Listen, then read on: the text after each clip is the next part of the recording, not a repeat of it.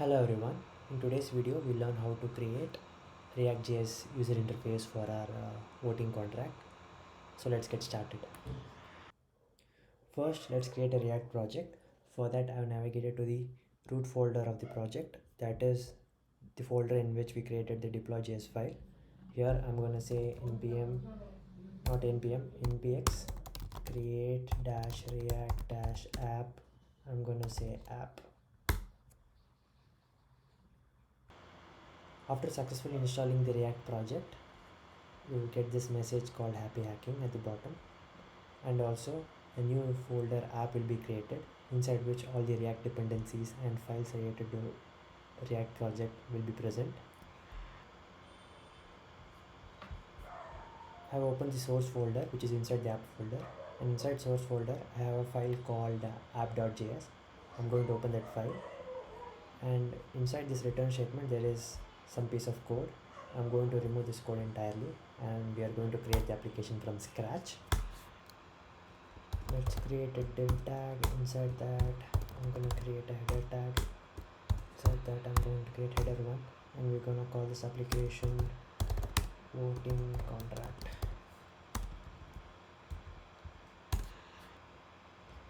In the next line I'm going to create two buttons.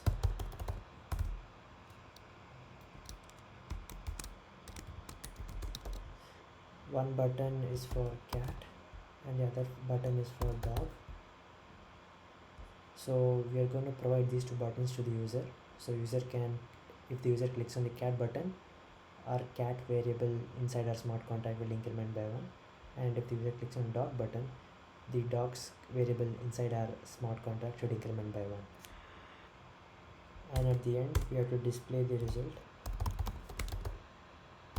display the winner.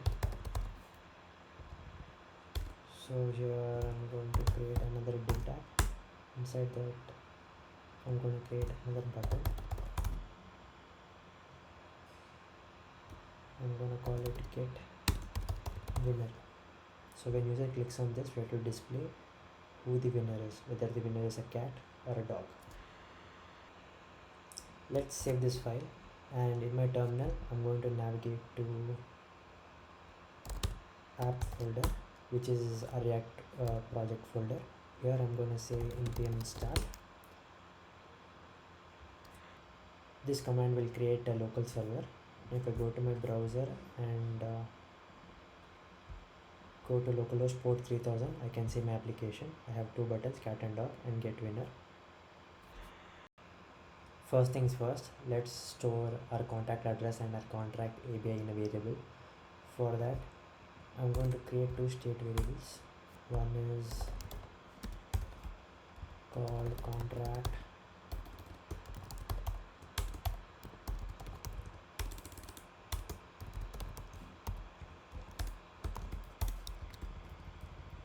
since this variable is not going to change, the value of this variable remains same for the life cycle of the application. I'm just going to create a constant variable, and I'm going to open my contract address.txt where we have saved the address of the smart contract which we deployed in the previous video. I'm going to paste it here. The next variable will be ABI contract API. For this let's open abi.txt. Here we have the ABI. Copy everything, go back to the application, and we don't have to store this as a string, this has to be an object. So I'm going to just paste it here. It's an array. Perfect. Next I need a variable to store the user's public address. For that I'm going to say const user address set user address. I'll be using useState hook for this. useState, let me import useState, import from React. Perfect. I need another variable to store contract instance. I'm going to say contract set contract. So the initial value of these two will be null. Next, I'll import use effect hook. Now inside this use effect hook, we'll connect to our Ethereum ropsten testnet.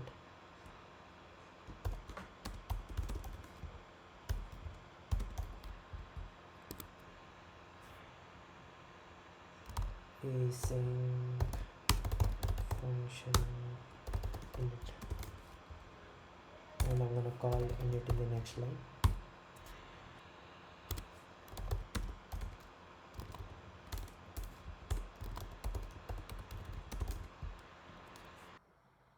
While making videos on Hello World Smart Contract, I've done the same procedure, wherein in the use effect I would created some line of codes. I'm just going to copy that from my Hello World Smart Contract project, and I'm going to paste it here. Here I'm going to remove some unwanted code. Let me remove this set contract. No, we need set contract. Instead of set my account address, I'm going to say it is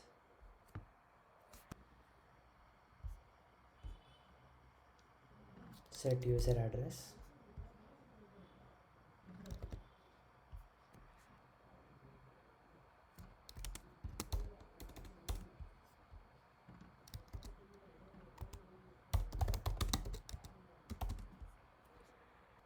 So I'm just going to quickly explain what is happening here. So first, we are showing a prompt in the browser. That prompt lets us connect our MetaMask wallet to the application. If that connection is successful, we get back the account address or the MetaMask wallet address which has been connected to the application. After getting that account, I'm creating a Web3 instance using this window.web3 object. Then I'm setting accounts of 0, so this accounts will be an array. So the first element in that array is nothing but the MetaMask wallet address which has been connected to the ropsten testnet, and I'm gonna set to this variable user address. So after this line execution, my user address value will be the first value of the accounts variable or the accounts array. Then I'm creating a contract instance, and here I'm parsing my contract ABI. In this case I don't have to, because my contract ABI is already an object. If it is a string, I have to parse it. Then I'm passing the contract address as a second parameter to this contract constructor. After that, I'm setting my contract to this contract variable using the set contract function. Let me console log at the couple of places so that we can see what's exactly happening.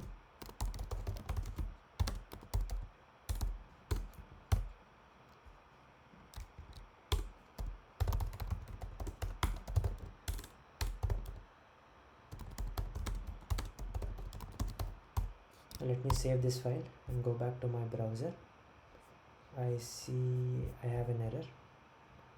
Okay, that's because I didn't import Web3. Import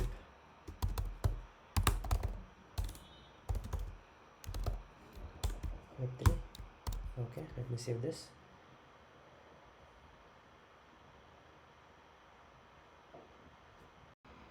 Now it is compiled successfully. Now if I go back to my browser and refresh, I see this MetaMask prompt which asks me to connect any one of these addresses to this application. I'm going to select my first account and click next, and then click connect. Now our React application has been successfully connected to this MetaMask wallet, which is this account. If you look at our console, we can see the console logs which we have put in our code. Here there is an accounts array. The first element of that accounts array is nothing but the MetaMask wallet address we just used to connect to this application. And then we have a contract instance. This will have various methods pertaining to that contract. And in methods, if you check, we can see our vote function and the winner function, which is which are the functions which we created in our smart contracts, the vote and the winner. Then we have the contract address. Going back to our code, here I'm going to scroll down, and inside this header tag I'm going to create another h1 tag.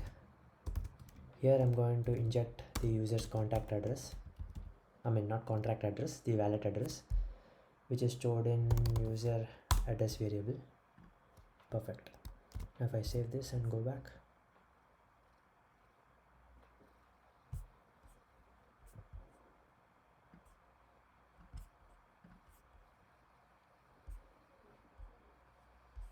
I have an error.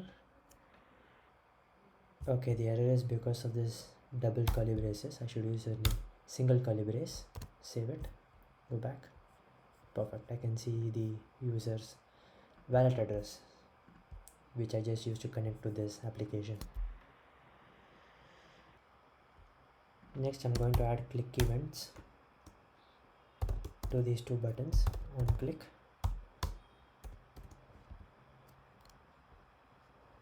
I'm going to create the click handlers. Let's call it vote function vote, and it's going to take a variable. I'm going to call it num.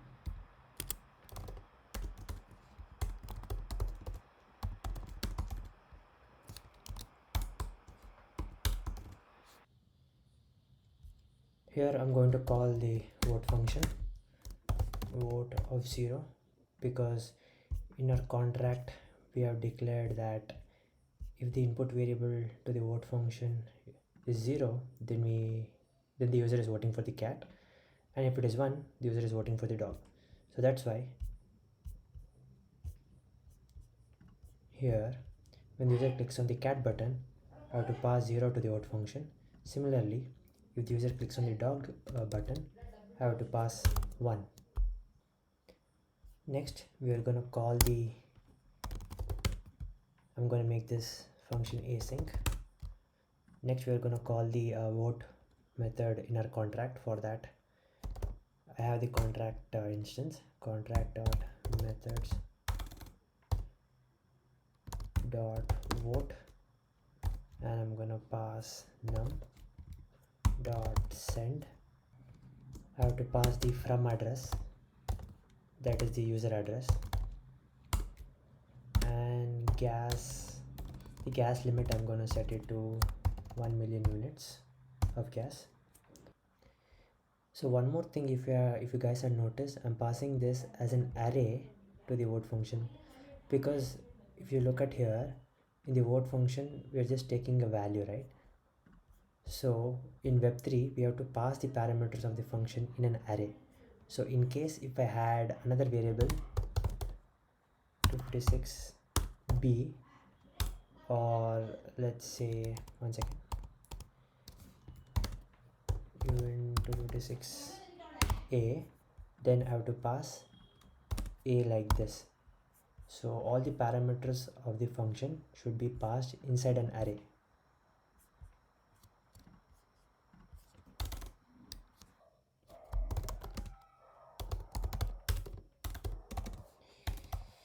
Now this ticket variable will have all the information like the transaction hash and how many gas does the transaction consume, so on and so forth. Let's console log the ticket.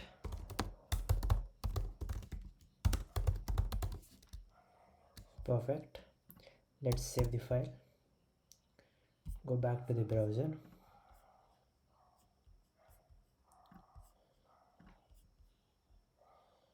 Okay, now if I click on cat, let me clear the console. I'm going to click on cat, and I get a confirmation to send the transaction, and I click on confirm. The transaction has been sent. After some time I should see the transaction hash here. Let's wait for some time. As you can see, the transaction was successful, and if I copy the transaction hash, go to ropsten etherscan, paste this in the search bar. Let me remove the quotes, click on search. Here it is, the transaction, and you can see the transaction data, which is the method ID for vote, function, and this is the input argument, which is 0 since we voted for a cat. And in case if I vote for a dog, I get another confirmation, and if I click on confirm, the transaction will be sent to the ropsten testnet. After some time, I should see another ticket console log. Yes, we got back the ticket for our second transaction, and if I copy the transaction hash, go to ropsten testnet, paste it in the search bar, remove the quotes. Yes, we got back our transaction, and here you can see in the input data, the input argument which we passed is 1 because we voted for a dog. Let's create another state called winner to store our winner, that is whether it is a cat or a dog. Set winner null. So after every time the user votes, right, the winner keeps changing, right? So if I vote for a cat now and the another user votes for a dog, then it is a draw. And again, if the third user comes in and if he votes for a cat, the winner would be cat. So every time the voting happens, the winner changes. So I'm going to make another contract call, contract dot methods dot, the name of the function is winner dot call. Since this function is view and it is not making any changes to the contract state or the blockchain state, I don't have to send the transaction, I just have to call it. Now I can store this in a variable called winner, or I could say no, to directly, no, let me store it in a variable first. Winner cat or dog. Next I'm going to set winner cat or dog. After that I'm going to inject this variable winner under this button. I'm going to create h2 tag, winner. Perfect. I'm going to save this file, go back to the browser, let me refresh it. Now if I click on dog, I get a confirmation pop-up, and if I confirm the transaction, sometime I should see the ticket console log, which means if I see that console log, I know that the transaction was successful. Yes, and you can see I see dogs here. So what was happening is that as soon as I click on any one of these buttons, I'm going to call this vote function. This vote function, first I'm calling the vote method inside the smart contract. After that vote function has been successfully executed, then I'm calling the winner function, which fetches the winner and then it displays. So you guys have noticed when we first reloaded the page, we didn't see the winner. To solve that, we can go back to our use effect. After providing access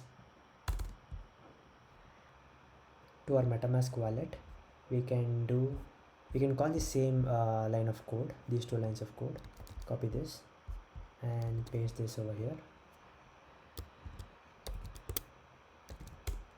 I'm gonna say fetching winner.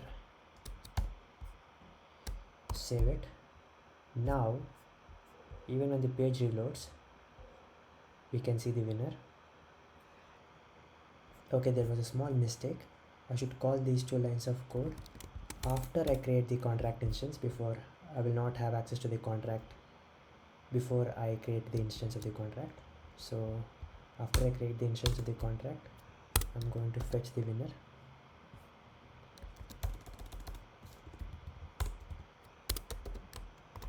Perfect. Let me save the file, go back to the browser, and you can see as soon as the page reloads, we get the winner. Now if I vote for a cat again, I confirm the transaction. you guys can see I got a draw because the number of cat votes and dog votes are same.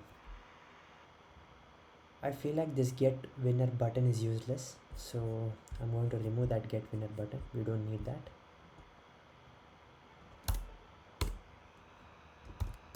Instead of that, I'm gonna say winner h1.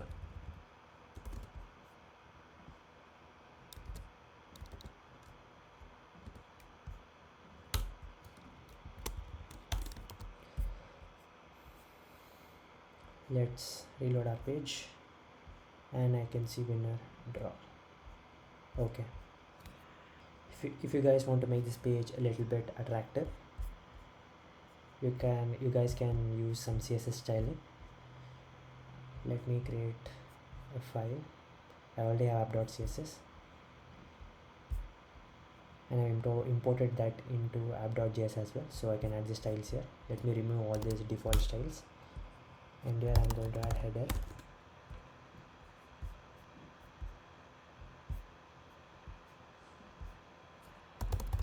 display flex, justify content center,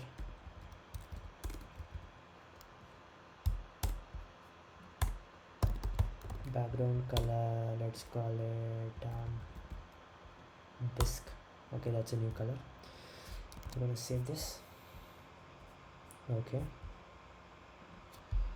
not center, justify content space between, and I'm gonna add a padding of 10 pixel. Perfect. Next, let's add a margin bottom of 20 pixel. Okay, let's style these two buttons, cats and dogs. I'm gonna add a class to this class name. I'll call it voting buttons.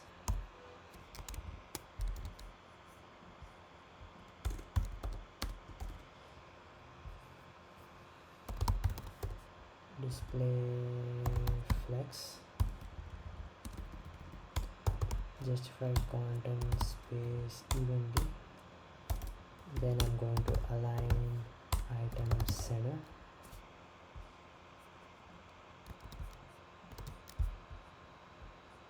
okay. I'm gonna make the buttons a little bit bigger. For that,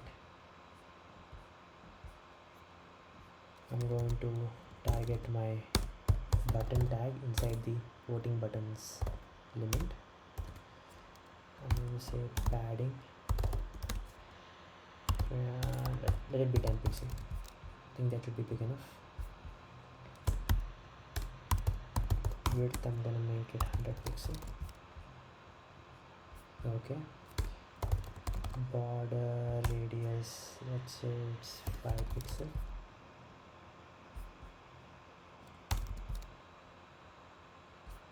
Okay, let's make it 10. 20 should be good. Yeah,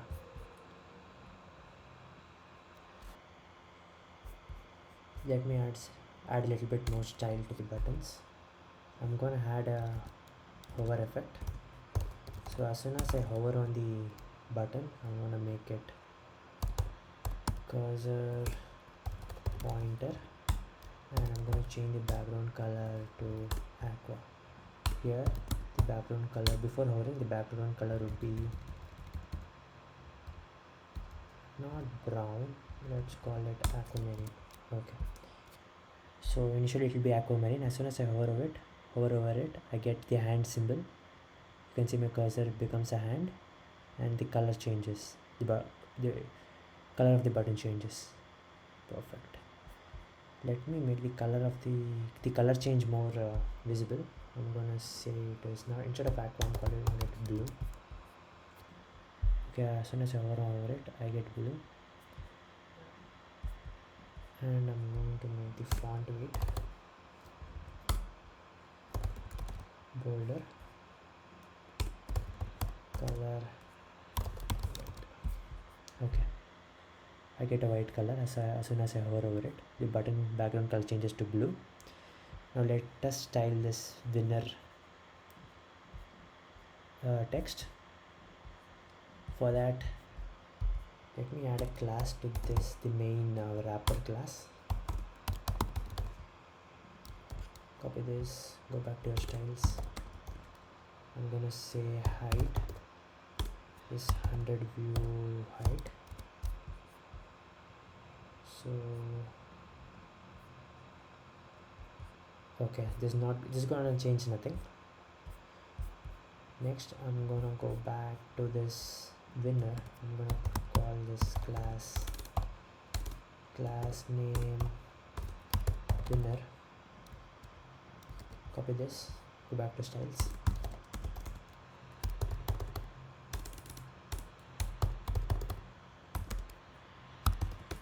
Height 100%.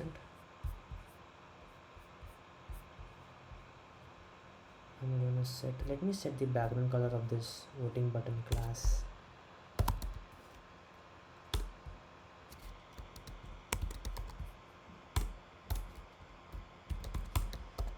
to, I don't know, red will be ugly, let's call it cyan. Okay. Yeah, let me set some height for that container. Height, let's see, 200 pixel. I think that's too much, let's make it 100 pixel. Okay, now coming to the winner text, I have this winner class declared. Height is 100%. I'm going to say background color is beige.